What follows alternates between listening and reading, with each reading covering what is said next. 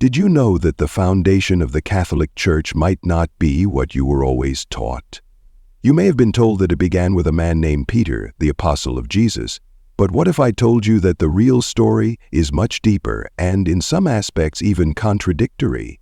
What you are about to discover might change not just your understanding of religion, but of history itself.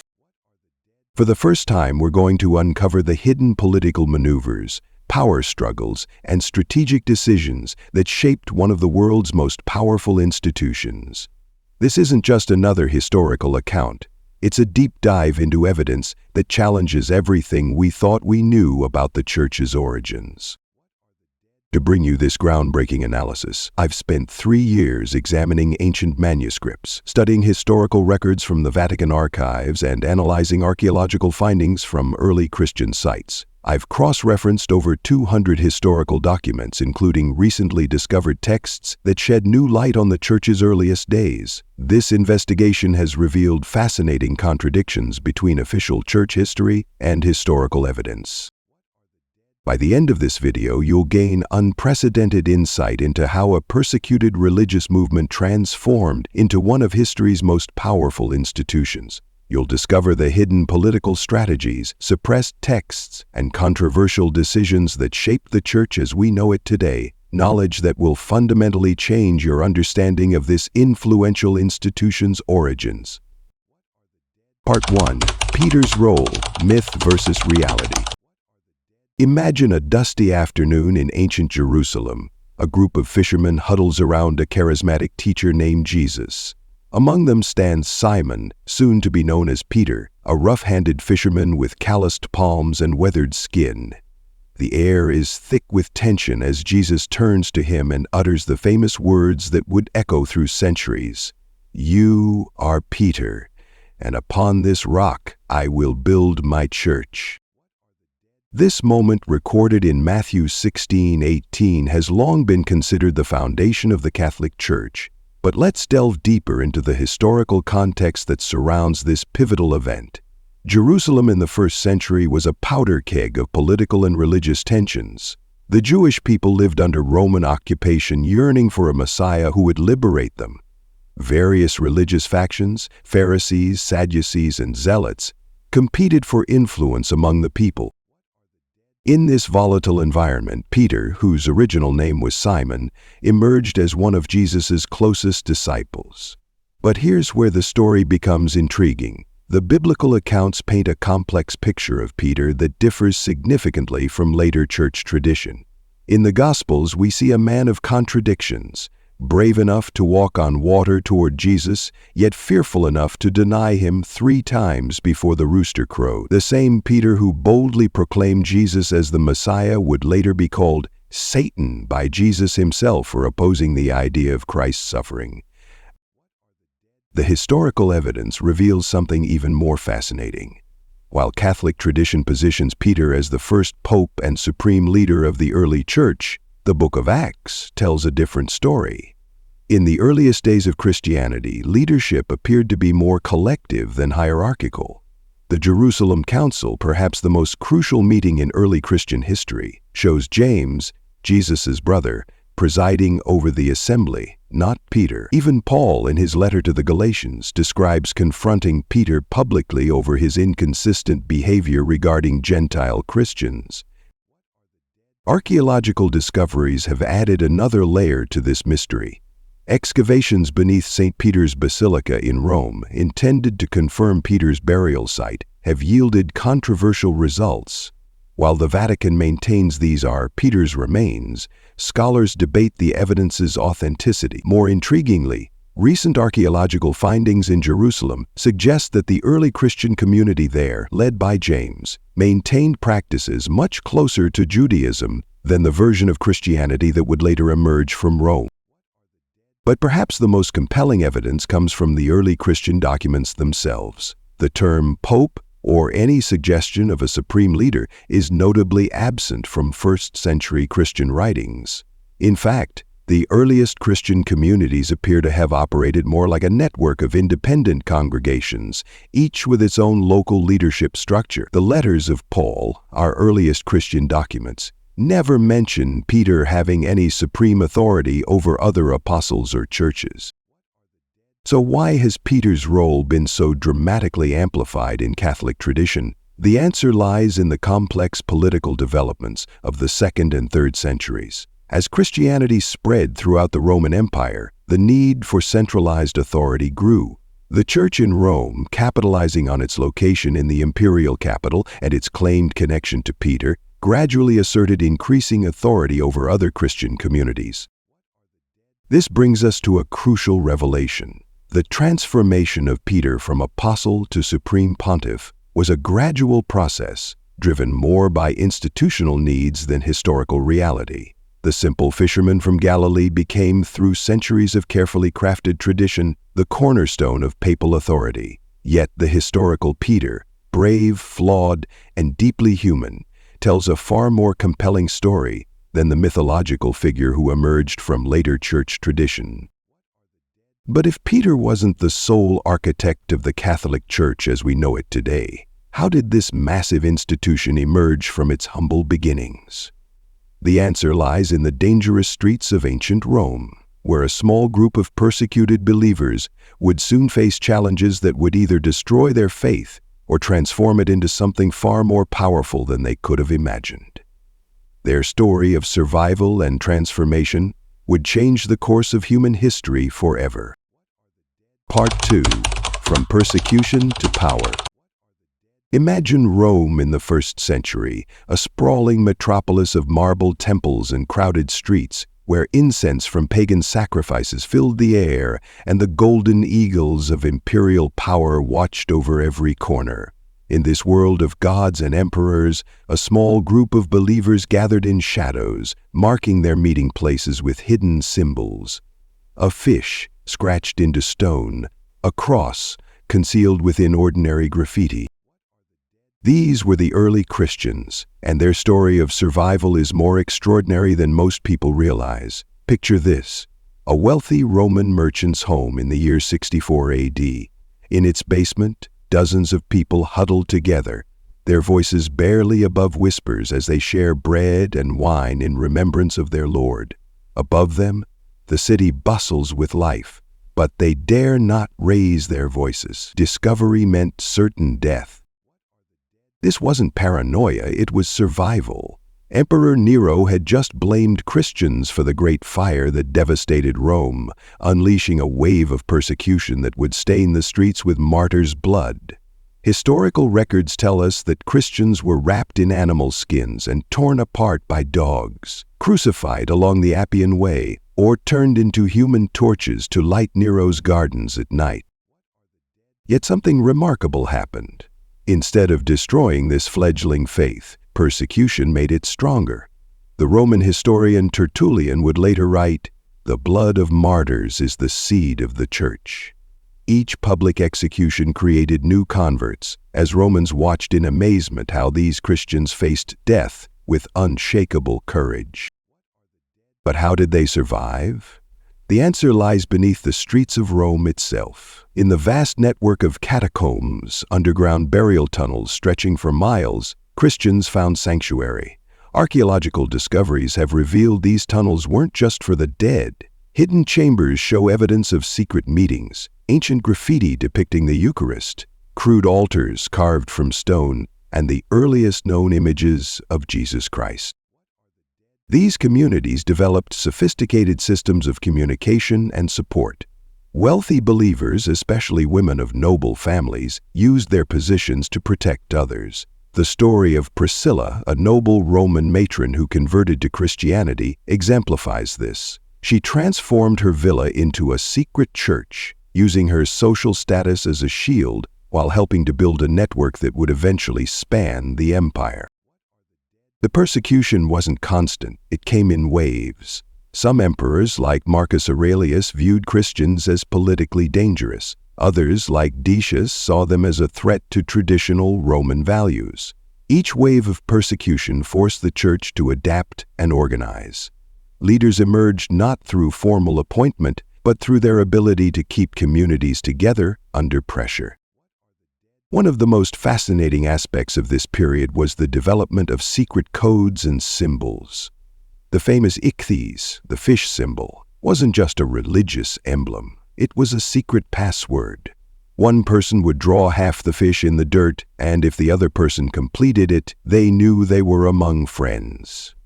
These symbols, many still visible in Roman catacombs today, tell a story of incredible resilience and ingenuity. But perhaps the most remarkable aspect of this period was how these persecuted communities maintained their faith and traditions. In the darkness of those underground chambers, they copied scriptures, developed theological arguments, and created an organizational structure that would eventually rival the empire itself. They weren't just surviving, they were building something that would outlast their persecutors. By the early 4th century, despite centuries of persecution, Christians had grown from a tiny sect to perhaps 10% of the empire's population. They had infiltrated every level of society, from slaves to senators. The empire that had tried to crush them now faced an unexpected reality. Christianity had become too big to suppress. This remarkable transformation wasn't just about religious conviction. It demonstrated the power of organized resistance, strategic adaptation, and the unifying force of shared beliefs. The early church's survival and growth under persecution created a blueprint for resilience that would serve it well in the centuries to come. But just when Christianity seemed destined to remain an outlawed faith, fighting for survival in the empire's shadows, everything changed. A military commander saw something in the sky that would transform both the empire and the church forever. As he marched toward Rome in the year 312, Constantine's vision would set in motion events that would reshape the world. But was it divine inspiration or brilliant political calculation? The answer might surprise you. Part 3. Constantine's Game, Shanging Decision. Picture this: Rome, early 4th century. The mighty empire is in turmoil. Civil wars rage as multiple emperors fight for control, while Christians continue to face brutal persecution. In this chaos emerges a young military commander named Constantine, whose decision would forever change the course of religious history. Let me take you to a pivotal moment, October 28, 312 AD.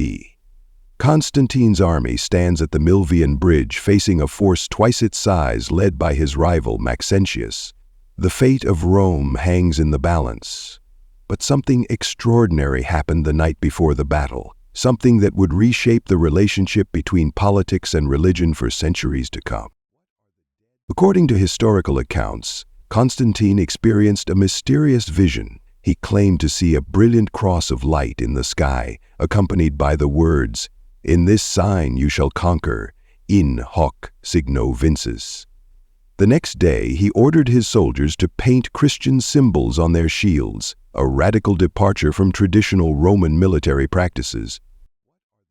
The battle proved decisive. Maxentius's forces were crushed, and he drowned in the Tiber River while attempting to retreat. Constantine emerged victorious and became the undisputed ruler of the Western Roman Empire. But here's where the story takes an intriguing turn. Rather than keeping his alleged religious experience private, Constantine made a bold political move. In 313 AD, he issued the Edict of Milan, officially ending the persecution of Christians. Think about the magnitude of this moment. A religion that had been outlawed and its followers brutally executed in arenas was suddenly granted legal status. But was this truly a miracle of divine intervention? Or was there something more calculated at play? Consider this. Constantine was a brilliant strategist. He understood that the Roman Empire was fracturing under the weight of different cultures, beliefs, and political factions. The traditional Roman pantheon of gods was losing its grip on the people's imagination. Meanwhile, Christianity, despite what's particularly fascinating is that Constantine didn't immediately abandon pagan practices. Historical records show he maintained his role as Pontifex Maximus, the head of the Roman state religion. He continued to appear on coins with Sol Invictus, the sun god. Even more telling, he delayed his own baptism until he was on his deathbed in 337 AD. This complexity raises crucial questions. Was Constantine's conversion genuine, or was it a masterful political calculation? The evidence suggests something more nuanced than either simple faith or pure cynicism. He seems to have understood something profound about the power of religion to unite people under a single banner. The impact of his decision was revolutionary. Christianity went from being a persecuted sect to becoming the preferred religion of the empire. Constantine began funding the construction of churches, granted privileges to clergy, and, most significantly, called for the Council of Nicaea in 325 AD, a gathering that would define Christian doctrine for centuries to come. But here's the most striking part. Constantine, who had never been baptized and knew little of Christian theology, presided over this council. Imagine the scene. Bishops from across the empire gathering to debate complex theological issues, while an unbaptized emperor, who still participated in pagan rituals, served as the supreme arbitrator. The irony is palpable, yet it perfectly illustrates the marriage of political power and religious authority that would characterize the Catholic Church for centuries. As Christianity moved from the margins to the mainstream, a new challenge emerged. The Church needed to decide what it actually believed and taught. This brings us to the Council of Nicaea, where the fundamental doctrines of Christianity would be debated, decided, and sometimes forcefully imposed. But that's another fascinating chapter in this complex story, one that would shape the very foundation of Christian belief as we know it today. Part 4. The Council of Nicaea, Shaping Christianity. Picture this. It's the summer of 325 AD in Nicaea, a small city in what is now modern-day Turkey. The air is thick with tension as over 300 bishops from across the Roman Empire gather in an imperial palace. These men, many bearing scars from years of persecution, are about to make decisions that will shape Christianity for millennia to come. But why this gathering? What drove Emperor Constantine to summon these religious leaders from the far corners of his empire? The answer lies in a theological crisis that threatened to tear the early Christian church apart. The controversy centered on a charismatic priest named Arius from Alexandria, Egypt. Arius had been teaching something that shocked many believers, that Jesus Christ, though divine, was not equal to God the Father, but rather a created being. This teaching spread like wildfire through the eastern provinces, creating deep divisions within Christian communities. In some cities, the debate became so heated that it led to violent riots in the streets. Constantine, who had only recently legitimized Christianity through the Edict of Milan, watched with growing concern. His dream of using Christianity to unite his vast empire was crumbling before his eyes. The emperor, though not yet baptized himself, decided to take unprecedented action. He would convene the first ecumenical council in Christian history. Imagine the scene as these bishops arrived in Nicaea. Many had never traveled far from their home churches. Some, like Nicholas of Myra, yes, the same saint who would later inspire the Santa Claus legend, bore visible wounds from the great persecution that had ended just a decade earlier. Others arrived with their own theological agendas. The debates were fierce and passionate.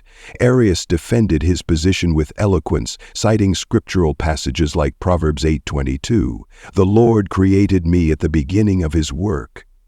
His main opponent, a young deacon named Athanasius, argued forcefully for Christ's full divinity, warning that anything less would undermine the very foundation of Christian salvation. Constantine himself presided over the council, dressed in imperial purple and seated on a golden throne. Though not a theologian, he understood the political implications of this dispute. He needed a unified church to help hold his empire together. The emperor's presence turned what might have been a purely theological debate into something far more consequential. This was now about defining Orthodox Christianity, with the full backing of imperial power. The council's discussions weren't limited to Christ's nature. They also established the date for Easter, settled the status of believers who had renounced their faith under persecution, and began codifying church law. But the question of Christ's divinity remained central. The defining moment came when the council drafted what would become known as the Nicene Creed. In direct opposition to Arius' teaching, they declared Christ to be true God from true God, begotten, not made, of one substance with the Father. The language was precise and intentional. This wasn't just theological hair-splitting, but a fundamental statement about the nature of God and Christ's relationship to him. The consequences were immediate and far-reaching. Arius and his followers were condemned as heretics. Their writings were ordered to be burned, and anyone found possessing them faced severe punishment. In one stroke, what had been a legitimate theological position became officially defined as heresy. But the story doesn't end there. The Council of Nicaea marked a crucial turning point in Christian history, the moment when the Church, backed by imperial power, began officially defining what Christians must and must not believe. This set a precedent for how religious orthodoxy would be established for centuries to come. But while the Council of Nicaea settled questions about Christ's nature, another crucial battle was brewing, one that would determine which sacred texts Christians would read for generations to come. The process of selecting these texts would prove just as contentious and politically charged as the debates over doctrine. This pivotal moment in Christian history shows us something profound: how a religion that began with the simple teachings of a carpenter from Nazareth became intertwined with imperial power and philosophical debates that would shape Western civilization itself. The decisions made in that sweltering summer of 325 AD continue to influence how billions of people understand their faith today. Part 5. The Bible's Hidden History. Did you know that some key early Christian texts were almost lost forever? Close your eyes and imagine this. In the sweltering heat of the Egyptian desert, 1945 A, a farmer, Hamid el-Saman, is digging near the cliffs of Nag Hammadi.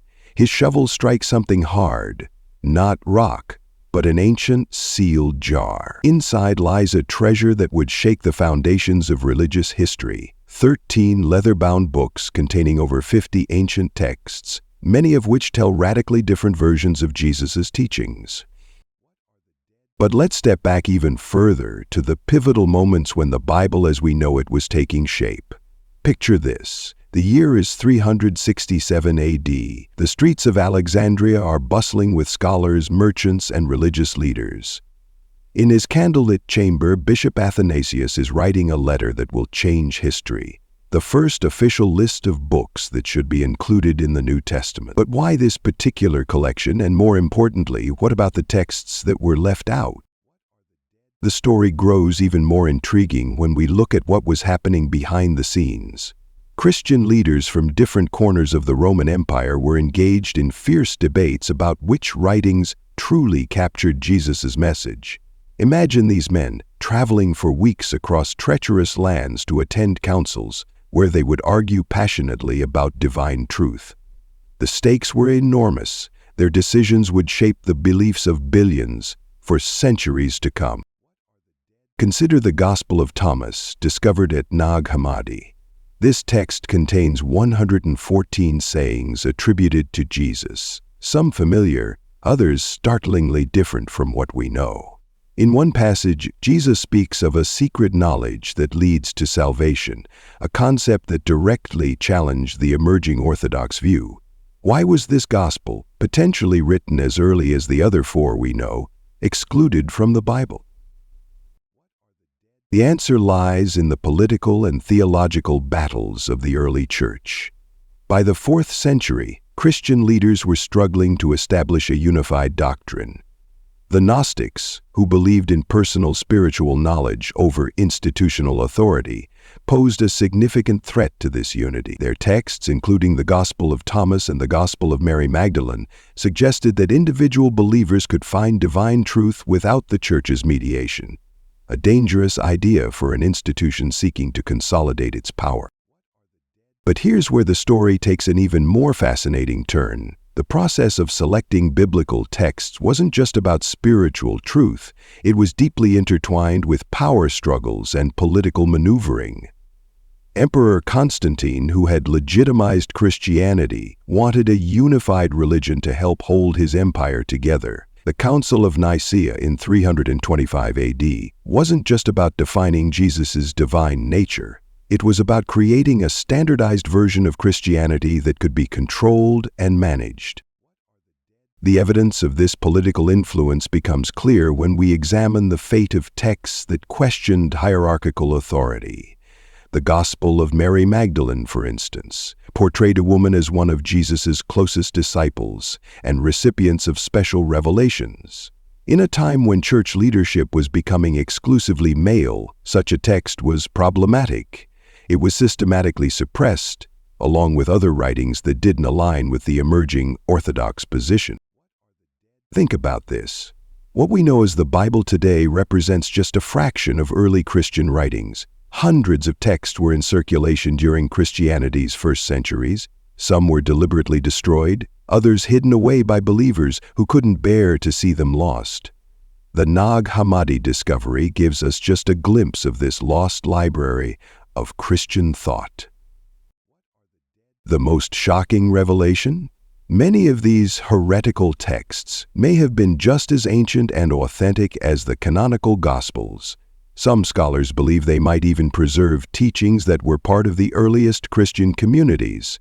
The implications are staggering. What if our understanding of early Christianity has been shaped not by divine selection, but by the political and social forces of the 4th century? This historical evidence suggests that the Bible's formation was a complex process shaped by human decisions, political necessities, and theological debates. The texts that were ultimately chosen reflected not just spiritual truth, but the needs and perspectives of an emerging religious institution seeking to establish authority and maintain unity. As the church grew more powerful, these decisions about sacred texts became set in stone. But the story doesn't end there. The same forces that shaped the biblical canon would continue to influence the church's development, leading to even more dramatic power struggles that would define Christianity's future. Speaking of power, let's explore how Rome became Christianity's undisputed center and the fascinating politics behind papal authority. Part 6. Power Struggles and Papal Politics. Picture Rome in the late 14th century, a city of grandeur and intrigue, where three men simultaneously claimed to be God's representative on earth. This wasn't just a religious crisis, it was a scandal that threatened to tear apart the fabric of medieval Christianity. But to understand how the church reached this extraordinary moment, we need to step back and examine the complex web of power that had been woven over centuries. Imagine the early days of the papacy, when Rome was still recovering from the fall of its empire. In these shadowy times, the bishops of Rome began to assert their authority, claiming a direct line of succession from Peter himself. But here's what many don't know. This claim was far from universally accepted. Documents from the Eastern churches show fierce resistance to Rome's growing power, with leaders in Constantinople, Alexandria, and Antioch all arguing that their apostolic foundations were equally valid. The turning point came with Pope Leo I in the 5th century. Picture this, a man of unwavering conviction standing before Attila the Hun's army, armed with nothing but his faith and diplomatic skill. Leo's successful negotiation to save Rome from destruction became legendary, transforming the papacy from a purely spiritual office into a position of real political power. This moment marked the beginning of what historians now call papal monarchy. But power breeds competition, and the stakes were unprecedented. By the Middle Ages, popes weren't just spiritual leaders, they were kingmakers who could crown emperors and excommunicate rulers.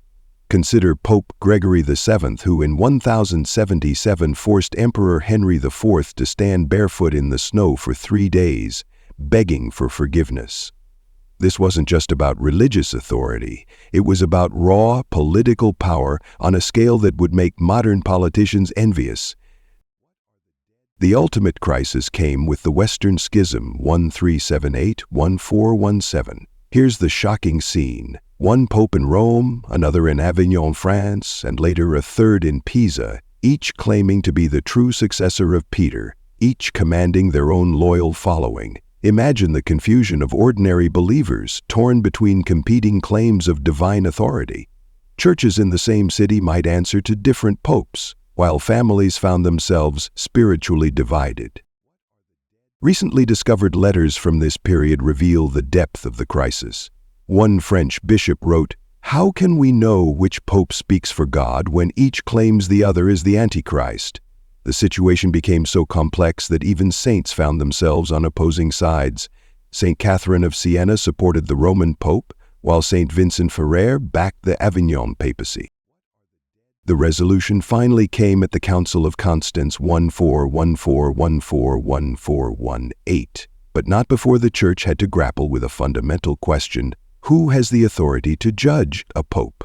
The answer they reached would permanently reshape Catholic governance. A general council of the Church could, in extraordinary circumstances, overrule papal authority. All three rival popes were removed, and Martin V was elected as the sole legitimate pontiff. But here's the most fascinating part. Documents from the Council of Constance reveal that the solution wasn't purely theological. Behind the scenes, political deals were struck, territories were traded, and promises were made. The resolution of the Western Schism wasn't just a triumph of faith. It was a masterclass in medieval political negotiation. This crisis left an indelible mark on the Catholic Church. The papacy emerged stronger in some ways, but forever changed. The idea of papal infallibility, which wouldn't be officially declared until 1870, was shaped by these events. The Church had learned that even the highest spiritual authority needed checks and balances. As we reflect on these power struggles, we must ask ourselves, how did this very human institution maintain its claim to divine authority? The answer lies in understanding the delicate balance between earthly power and spiritual leadership, a balance that continues to shape the Catholic Church today. But to fully grasp this, we need to examine one final question. Is the Church truly a divine institution, a human creation, or perhaps something more complex, a fusion of both? Conclusion: divine institution or human creation. Picture this. Rome, 325 AD. The marble halls of Emperor Constantine's palace are filled with hundreds of Christian bishops gathered from across the vast Roman Empire. The air is thick with tension as these men, many still bearing scars from years of persecution, prepare to make decisions that will shape Christianity for millennia to come. In one corner stands Alexander of Alexandria, his face etched with conviction, defending the complete divinity of Christ. Opposite him, Arius, a charismatic priest from Alexandria, argues that Jesus, though divine, was created by God and therefore not eternal. The debate isn't just theological, it's about power, influence, and the very nature of faith itself. But let's rewind even further. Decades earlier, these same Christians were meeting in dark catacombs beneath Rome's streets, whispering prayers and drawing the symbol of the fish to identify fellow believers. They weren't concerned with complex theological debates. They were focused on survival and preserving the teachings of a man who had died on a cross in Jerusalem. Consider this striking transformation from a persecuted sect hiding in shadows to an imperial religion making decisions in palace halls. The same institution that once urged followers to turn the other cheek now wielded political power that could make or break emperors. The story of the Church's evolution is written in both triumph and tragedy. Take, for example, the Council of Carthage in 397 AD. Where church leaders gathered to determine which texts would become the official Bible. Picture the scene. Scrolls and manuscripts spread across tables, passionate arguments echoing through torchlit chambers. Some texts, like the Gospel of Thomas or the Shepherd of Hermas, once beloved by early Christians, were deemed heretical and ordered destroyed. But here's where the story takes an intriguing turn. In 1945, in the Egyptian desert near Nag Hammadi, a farmer discovered clay jars containing these lost Gospels, ancient voices speaking across centuries, telling different versions of Christianity's early years. These texts reveal a diversity of belief that many modern Christians might find surprising. Some early followers believed in multiple gods. Others saw Jesus as purely spiritual rather than physical. The question becomes unavoidable. How much of what we consider divine tradition was actually shaped by very human decisions? Consider the establishment of papal authority. The Bible shows Peter as one among equals, yet by the 5th century Rome's bishops claimed supreme authority over all Christians. This wasn't just a spiritual evolution, it was political maneuvering at its finest. Remember Constantine's famous vision of the cross before battle? Historical records show he continued practicing pagan rituals until his deathbed baptism. Was his support of Christianity divine providence or brilliant political strategy? The answer might lie somewhere in between. But here's the most compelling part. These human elements don't necessarily diminish the Church's divine nature. Instead, they reveal something profound about faith itself. The Catholic Church stands as a unique fusion of divine inspiration and human determination. Like the ancient cathedral builders, who mixed mortar with their own blood and sweat, the Church's foundations were laid with both heavenly guidance and human effort. Think about it. Could an institution that's shaped world history for 2 millennia be purely human? Yet, could anything involving human decisions be purely divine? The truth, like the magnificent stained glass windows of medieval cathedrals, creates beauty through the interplay of light and shadow, divine and human. Perhaps the most remarkable aspect is this: the Church not only survived these human interventions, but grew stronger through them. Every council, every debate, every political decision ultimately contributed to an institution that has guided billions of souls across 20 centuries. The evidence suggests that the Catholic Church is neither purely divine nor merely human. It's a unique synthesis of both. The human elements, the politics, the debates, the compromises, didn't corrupt the divine message, but rather provided the practical framework through which that message could reach across centuries and continents. As we conclude this journey through the Church's hidden history, we're left with a profound appreciation for both its divine inspiration and human determination. It stands as testament to how faith and human endeavor can intertwine to create something truly extraordinary, an institution that continues to evolve and influence our world. The real miracle might not be that the Church is perfect, but that it has maintained its core message of faith, hope, and love, despite, or perhaps because of, its very human journey through history. What do you think? Is the Church's ability to blend the divine and human actually its greatest strength? As we reach the end of this extraordinary journey through the Catholic Church's hidden history, I want to leave you with a powerful thought that might challenge everything you've considered so far. Imagine this. You're standing in St. Peter's Basilica in Rome, surrounded by centuries of art, power, and faith. The same walls that once witnessed the coronation of emperors now echo with the prayers of millions. But here's the burning question that should keep you thinking long after this video ends. In this magnificent blend of divine inspiration and human ambition, where do you see the true essence of faith?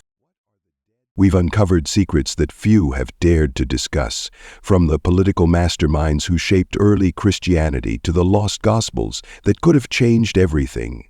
But the most fascinating chapter of this story isn't in the past. It's being written right now, by people like you who dare to question, think, and explore. I'd love to hear your thoughts. What aspect of the Church's hidden history surprised you the most? Do you see its human elements as a weakness or a strength? Share your perspectives in the comments below. Let's create a thoughtful discussion about how this knowledge changes our understanding of one of history's most powerful institutions. And here's a challenge for you. The next time you enter a church or read about Catholic history, look beyond the surface. What traces of this complex human and divine story can you spot? Share your observations and discoveries. Your insight might help others see something they've never noticed before. If this journey through hidden history has sparked your curiosity, you're not alone. There are countless more mysteries waiting to be explored. Subscribe to our channel to join us on future investigations into the untold stories that shaped our world. Hit that notification bell to ensure you don't miss our next deep dive into history's most fascinating secrets. Thank you for being part of this extraordinary exploration. Your willingness to look beyond traditional narratives and engage with complex historical truths makes these investigations possible. Remember, understanding our past isn't just about collecting facts, it's about gaining wisdom that can illuminate our present and future. Until our next historical adventure, keep questioning, keep exploring, and most importantly, keep seeking the truth behind the stories we think we know. Share your thoughts below, subscribe for more hidden histories, and let me know what historical mysteries you'd like us to uncover next. Together, we're not just learning about history, we're changing how we understand it. This isn't goodbye, it's just the beginning of a much bigger conversation. See you in our next exploration of history's greatest untold stories.